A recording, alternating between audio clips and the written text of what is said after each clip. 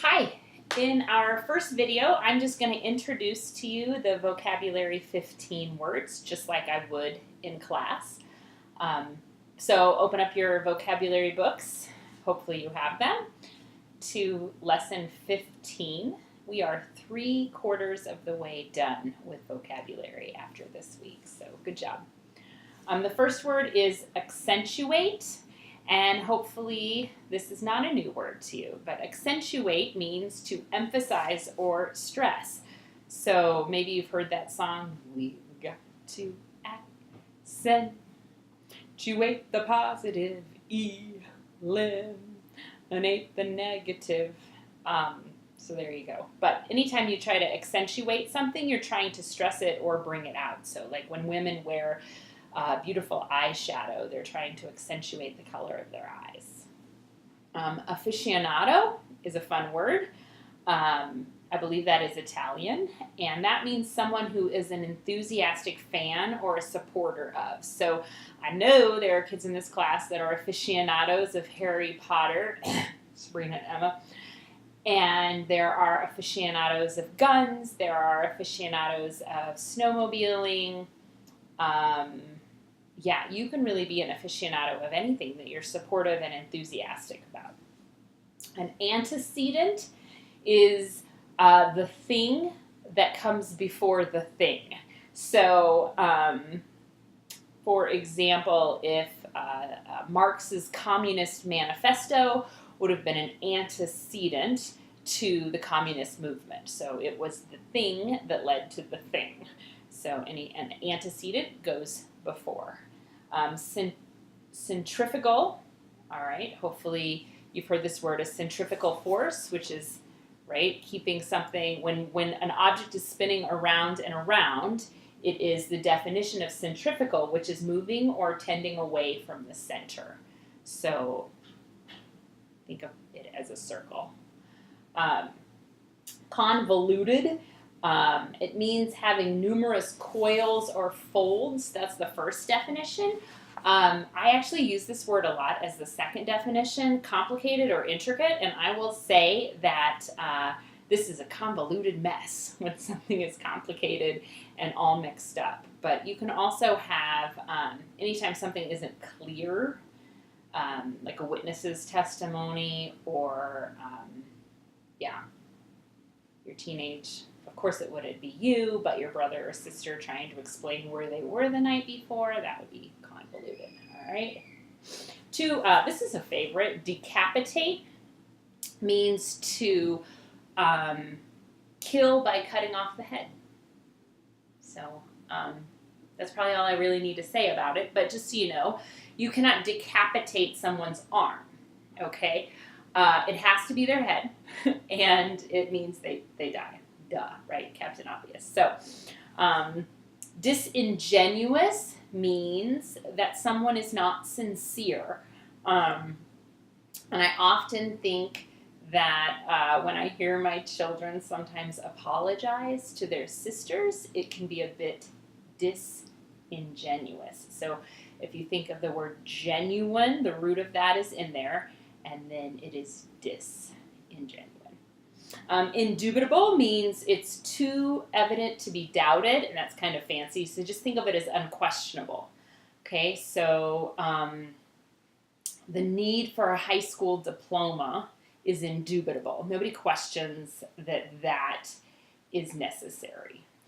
Jaded means you are dulled or you are wearied by excess or overindulgence. So you can become jaded to a lot of things. Sometimes it has a negative connotation that we become jaded to someone's lies, so certainly that wouldn't be weary of overindulgence, but it would be weary of excess.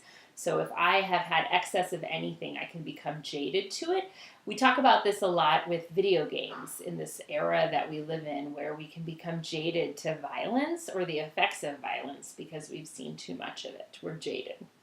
Masochistic, this is a fun word, deriving pleasure from being mistreated mentally or physically. And so the sample sentence is the safest sentence for me to give you.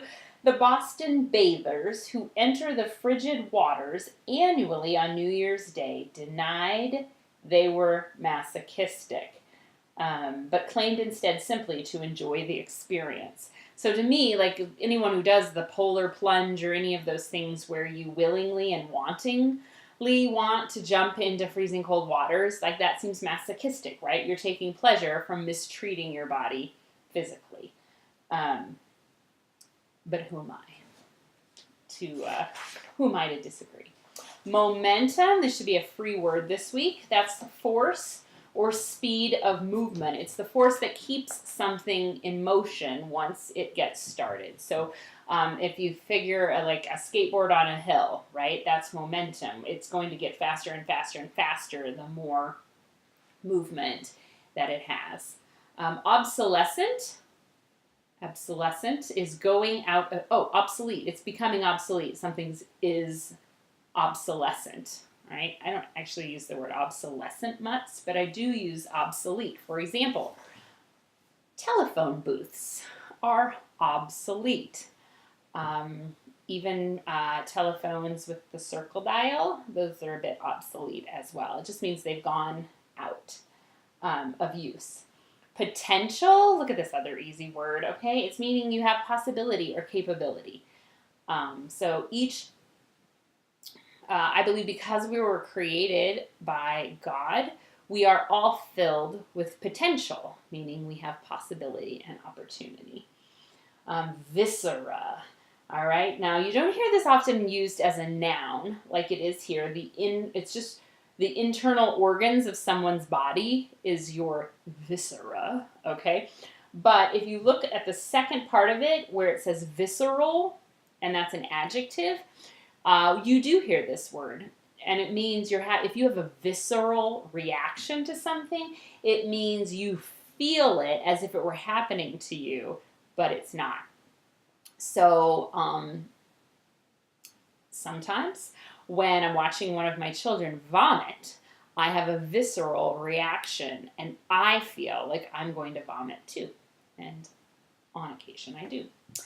And then volition means an act of consciously choosing or deciding. So if I choose something of my own volition, that means I made the choice and I have to own it.